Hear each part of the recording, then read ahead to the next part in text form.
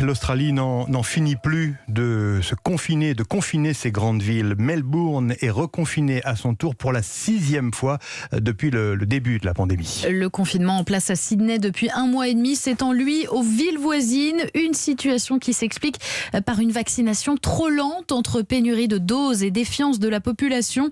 Moins de 20% des Australiens ont reçu leurs 2 injections, mais cette énième restriction commence sérieusement à peser, Laura Taouchanoff. Cela faisait 10 jours seulement que les habitants de Melbourne étaient déconfinés, à peine le temps de retrouver un peu de liberté. Wayne est photographe, c'est la 6e fois qu'il doit s'arrêter de travailler. Je me bats juste pour survivre. Quand est-ce que ça va finir ? J'ai entendu parler de futurs mariés qui doivent repousser leur cérémonie une 5e fois. En fait, je pense qu'on s'est dit que notre pays était chanceux, qu'on était isolé du reste du monde sur notre île. On n'a pas mesuré l'impact d'une campagne de vaccination aussi lente.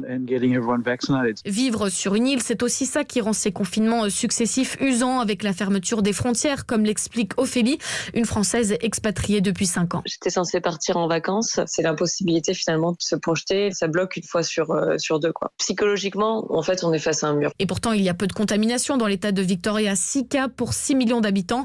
Mais l'Australie continue à adopter sa stratégie zéro Covid. Daniel Garcia est médecin au centre hospitalier Barwon à Melbourne. L'Australie a été relativement épargnée. Ces confinements courts ont réduit le nombre de décès et malades dans les hôpitaux. En revanche, c'est sûr qu'ils ont coûté davantage en matière de santé mentale et économique.